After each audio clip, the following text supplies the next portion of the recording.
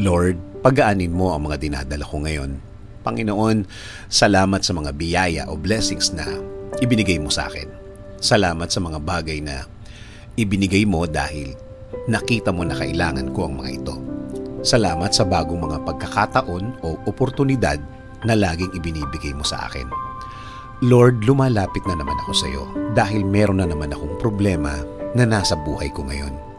Pinabibigat nito ang aking mga araw, ang lahat ng aking sitwasyon. Apektado na po ang lahat sa akin ngayon.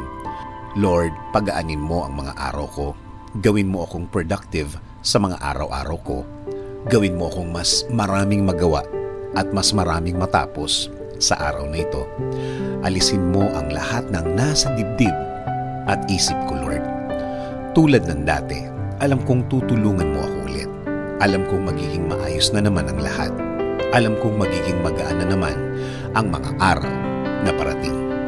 Alam kong naririnig mo ako at alam kong di ako mabibigo sa aking dasal ngayon. Alam kong hinding-hindi mo ako pababayaan. Makikita at mararamdaman ko na ang mga kamay mo sa buhay ko, Lord.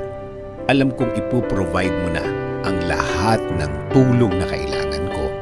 At tulad ng dati, ilalagay mo na naman sa way ko ang lahat ng bagay na pwedeng makatulong sa akin.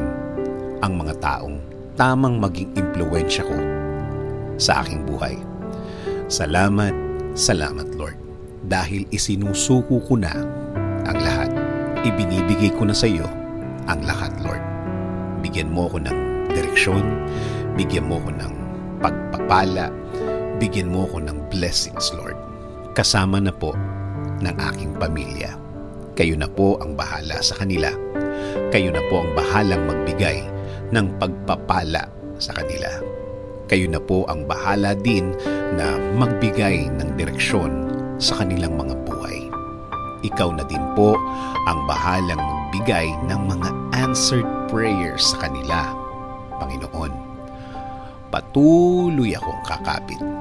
Patuloy akong maniniwala. Patuloy akong huhugot ng lakas at talino sa iyo, Lord. Alam kong bilang anak mo, kaya kong hilingin at ipagdasal ang lahat ng bagay na ito. In Jesus' name I pray. Amen.